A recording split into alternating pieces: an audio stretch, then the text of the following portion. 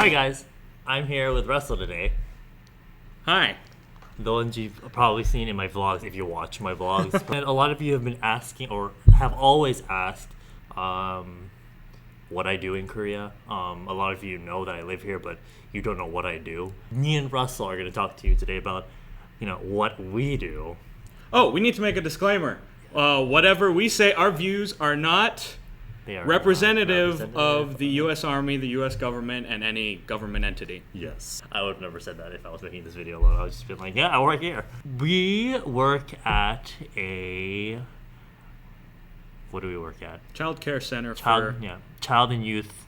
You can't even say development with youth. No, just say child care center. Care center for soldiers, kids, and military personnel of all types. Yes, basically that. Tell them how you ended up working here. My stepfather's in the U.S. Army, and I was going to college in California at the time, and I would travel between California and Korea to visit them every summer and winter or whatever, and so it was like my fourth time here, and my sister, who had graduated high school at the Army base in Seoul, she basically had this job, but she was joining the Army, or the Air Force, sorry, and that's when I first met you.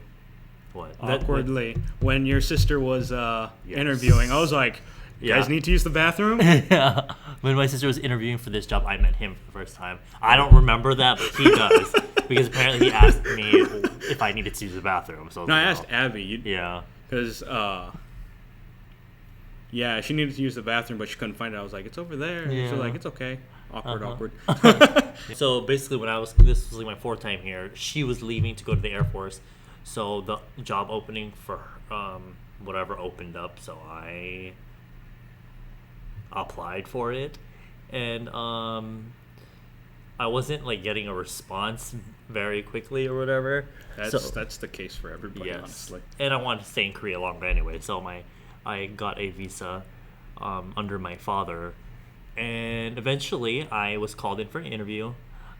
Slayed the interview, of course. Not really. They were kind of in need of staff anyway, so they hired me anyway. That's basically how I got the job, and here I am today. I'd like to share my experience. So basically, my father was a civilian worker for the military. Japan, was he in the States. Was he in the military ever? Yeah, he's retired Air Force. Okay. And so he ended up getting a job here as a civilian. I ended up going to school here. I graduated, but, college is expensive, so I was like, I'm going to take online classes, and I'm going to make money and pay it off as I go along. It turns out working here and going to college is, like, really, really hard because they, like, change your schedule on you. Mm-hmm. I don't know, back then. So basically, I got out of high school. I applied for a job here, and I got it because the person who got the job declined. That's how I got my job at the EX. Yeah, because... Which is kind of sad because they're like, we don't need you, but we need you now just because the other person can't make it. When I came on board, I didn't get any benefits. Eventually, I had to work like a year and a half. Yeah, so I got the job in 2011. He came like a year ago. So a year and a half ago. So I have twice the amount of experience you have. Yeah.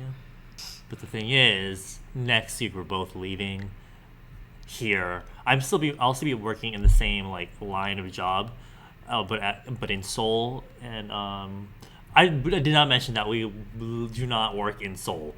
We work out in like the goddamn countryside, like near the North Korea. Like how long are we away from the North Korean border? Very close. Very close. Like so you can drive 45 minutes. Exactly. Probably. So I'll be moving to Seoul, and poor Mr. Russell, he'll have a secure job. But I'm still stuck in stinky Doo-doo-chan. But I have to travel over an hour and 30 minutes every day just because... Well, that was technically my fault because I moved out so far. But I live like in the middle of Seoul near like... Why didn't you get this job before moving to Seoul? I don't know. I live like really close to Lotte World, but I work all the way out near the North Korean border, so... Your favorite thing about working here? My favorite thing... Technically being paid to play with children. I mean, there's much more to the job than that. There's Much like more. you have to do training and Yeah. planning, but other than that, this is like much easier than like teaching English. Pays a lot less than teaching English. Is it? Oh yeah, it is. Yeah, definitely. Slightly, depending on how long you've been working. Mr. Russell here makes slightly more money than I have, but it's kind of chill, really. We get to like just today we went on a field trip and we gotta go to Everland and Lotte World for free. Oh yeah. When we go to trips. Yeah, those perks wear off when you go there every year. Yeah, when you go there like 30 times in a year, then you kind of get tired of it. But yeah, it's really fun. What about you? My favorite part, this actually came recently, but like you see that some of the parents are relieved that you're going on these trips with them. And like that makes me so like, is proud of myself the right word? Like I don't want to sound conceited, but like No? I feel pride that I can instill like faith in people that their children will be safe if I'm there. Yeah. Which is an awesome feeling. Yeah. Because you build relationships with these kids. Oh yes. And And some of them will like test you. oh my God, don't even get me started on these little. Because we're younger, the children treat us much differently than the staff that are older. Not me. I've been here a while. I like Are you sure? put my foot down. Anyway, I kind of like with the kids, they look at me more like an older brother rather than like a teacher or like a staff member that they need to listen to. The older kids do that with me though. Yeah. The younger kids don't. But I'm the asshole to them. I'm the asshole to them. So that's why you're not the cool teacher and I am. Like for me, I've like the turnover rate here was insane. Like ever since Mr. Eddy came along, it's been us Like the and- permanent people, but then Right. these More elite. people just coming in and out. Yeah, so they're new, so they don't really know how to interact with the kids, and I end up being the stern asshole all the time while the other people are like super nice to the Yeah. kids. So it's become my thing, Yeah. so to speak. I mean, Mr. Eddy can hold his own too, but it's become how I work here. Mm-hmm. Yeah. Difficult things, which I think we kind of already talked about. The difficult things, other Yes. than the children can get crazy. They don't listen to you. Obviously, they're children. I think the worst thing is when their parents, like, they don't give a shit. Mm-hmm. And so whatever you say at work, they're like, whatever. I'm like, we're calling your mother. It's like, ooh, yes. Call my mom. Tell her to pick me up. Mm-hmm. Like, excuse me? So there's just like you kind of feel like there's nothing you can do. Yeah. And there literally is nothing you can do Yeah. besides, riding them up to the point you can kick them out. But I don't think that's ever happened. Oh, one thing about working in a military installation, it's like even if you're better equipped for the job, if a military spouse or a military family member apply for the same job, they get pushed higher. Mm-hmm. So it gets hard to find jobs sometimes. Yeah. Because, like, Because these goddamn hoes have. I mean, yeah, for no offense. I mean, of course, they're here, they're stuck, they need to work. That's fine. But I don't like applying to a job that I've been working at for 3 years and And then some woman who has no experience gets the job I wouldn't just because say of a that. sheet of paper. Eh. Well, I said it. I said it. Okay. Oh my God! Imagine if you weren't recording. Oh God, the future. What's in What's in store store for us? Yes, Mr. Eddy's gonna have to hop right back on the job train. Unless 'Cause- I can make it on YouTube. I don't know. Even then, you want the visa. No, I'll just travel outside to Japan every Oh. 90 days. He complains about me buying microphones. I think I've bought 3 now. I'm But- editing this out. Cause why? I bought 2 GoPros because one of the GoPros broke.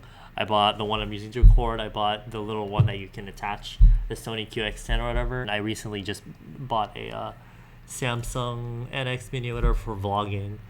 So So your GoPro's obsolete. my GoPro giveaway, guys.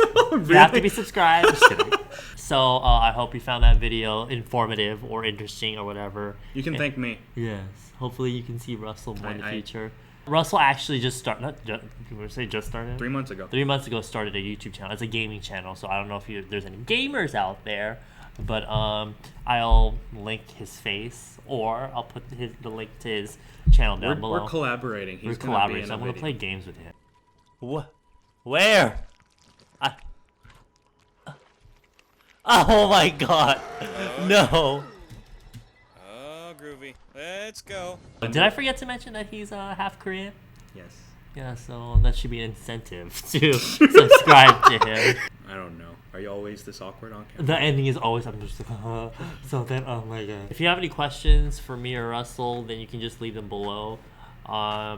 Make sure you check the the description box for my social media. My Instagram is down there, Tumblr, and Twitter, which I never use. And if you ask him a question, I'll answer through Yes. proxy. Yes. So I'll see you in my next video whenever that will be posted. I don't know. Bye.